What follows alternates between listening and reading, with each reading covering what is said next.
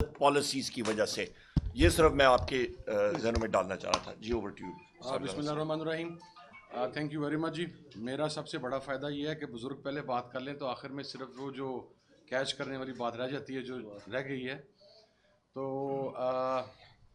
अव्वलन तो पंजाब की सर्टिफाइड डाकू और गासिब हुकूमत का जो वो बदमाश आईजी है, उसने दोबारा पंजाब में अपनी हरकत शुरू कर दी हैं।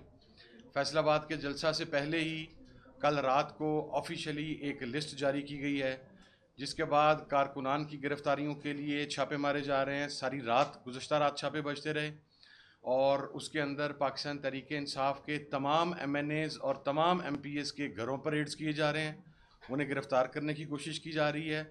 कल रात तकरीबन 9 पार्लियामेंटेरियंस के घरों पर रेड हुए और आज अभी तक 6 पार्लियामेंटेरियंस के घरों के ऊपर रेड हो चुके हैं। मैंने वो हमारा एक वज़ीर, पता नहीं इस मुल्क के ऊपर को अफरेत का साया है कि पहले वज़ीर दाखिला मिला तो राना सनाउल्लाह मिला और अब मिला तो मोहसिन नकवी मिल गया। तो मैं इसको वज़ीर दाखिला को और पंजाब के IG को सिर्फ एक बात कहना चाहता हूँ कि पॉलिटिकल वर्कर जो है वो जदोजहद का आदी होता है।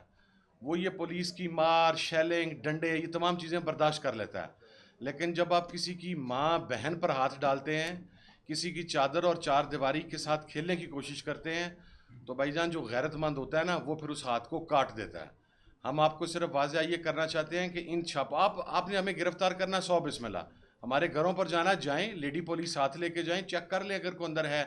लेकिन अगर किसी ने हमारी माँ बहन के साथ को बदतमीज़ी की, मैंने आज से 10 माह पहले भी ये बात कही थी, मैं आज भी कैटेगराइज करके ये बात कह रहा हूँ कि फिर वो हाथ कट के वापस जाएगा।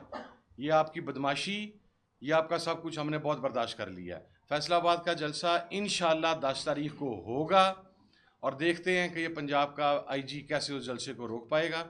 और लास्टली, इखलाकी गिरवाहट की इंतहा है कि एक खातून जिसका कसूर सिर्फ ये है कि वो आपको एक नापसंदीदा आदमी की अहलिया है, ये सिर्फ उनका एक कसूर है बुशरा बीबी का, कि आपने उस खातून को जहर भी दे दिया, आपने उस खातून की रिपोर्ट्स भी नहीं होने दी, आपने उन रिपोर्ट्स को फिर जब करवाई तो अपनी मर्जी से करवाई, और उसके बाद जब अब करवाई गई तो उनकी ECG के अंदर और दीगर रिपोर्ट्स के अंदर मुख्तलिफ चीज़ें आ रही हैं जो इंतहाई तशवीशनाक हैं।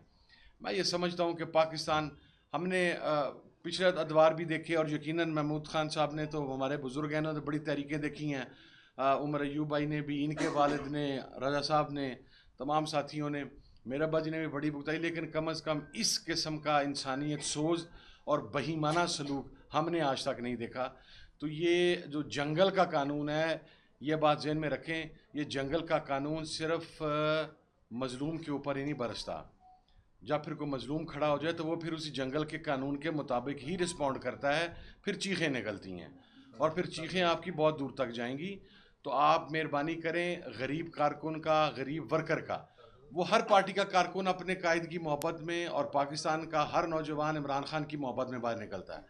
अगर वो बाहर निकल के एक पीसफुल प्रोटेस्ट करना चाहता है तो उसे ये मौका दें।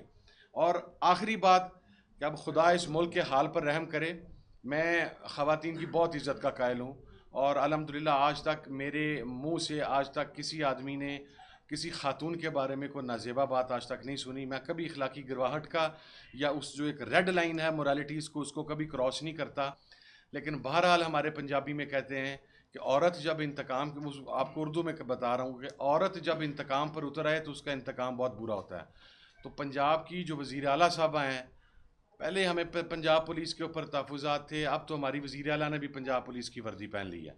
तो अल्लाह ताला इस हाल के ऊपर रहम करे कि एक तो औरत, ऊपर से मुंतकिमुल मिजाज, और ऊपर से अब पंजाब पुलिस की वर्दी। खुदा इस मुल्क के हाल के ऊपर रहम करे। मैं तो इतनी बात कर सकता हूँ, बाकी जितनी पार्टी की गाइडलाइंस हैं इंशाल्लाह उसी के मुताबिक काम होगा। ये मूवमेंट चलेगी, ये रुकनी नहीं। और मैं आखिर में महमूद खान साहब को मुबारकबाद पेश करना चाहता हूँ।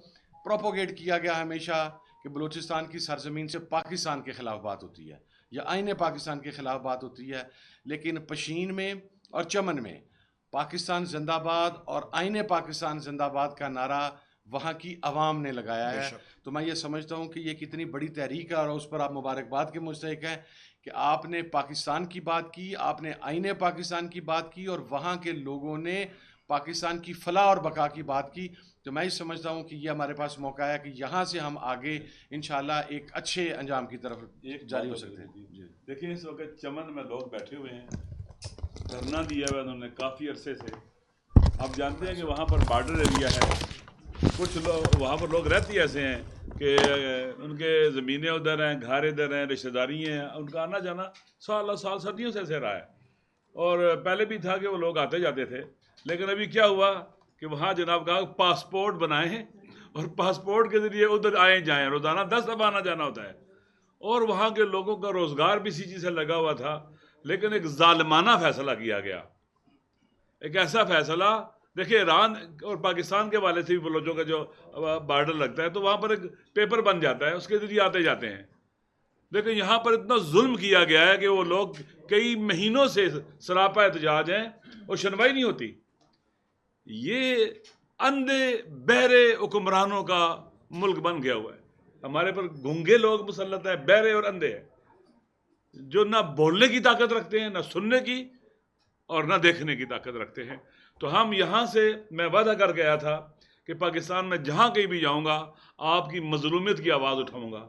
चमन के लोग मजलूम हैं, वैसे भी बलूचिस्तान सारा मजलूम है, और चमन के लोग मजलूम हैं, सरापा एहतजाज हैं, कई महीनों से, कई हफ्तों से वहाँ पर बैठे हुए हैं, बारिश में वहाँ बैठे हुए हैं, सर्दी में वहाँ बैठे हुए थे।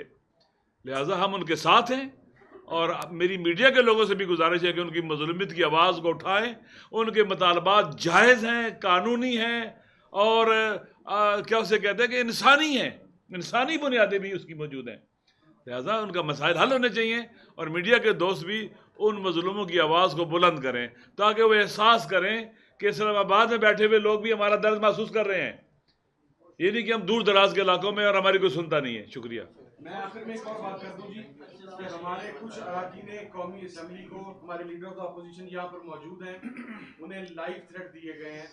ये 15 दिन से ये सिलसिला जारी था जिसमें हमारी कुछ मुअज़्ज़ज़ अरकान को कब्रों की तस्वीर भेजी जाती हैं और कुछ को कॉल आती है मुझ समेत कि आपको जान से मार देंगे। भाईजान, कब्र में जाना है, कब्र में हमने भी जाना है और ये बात ज़हन में रखें कि कब्र में आपने भी जाना है। हमने लेके जाएंगे, हमसे को बुरा करके जाएंगे तो एक तो बुरा करते वक्त भी 2-4 हम साथ लेके जाएंगे और अगर हमारे पिछले इतने तगड़े हुए तो आपको भी फिर उसी तरीके से कब्र में भेजेंगे।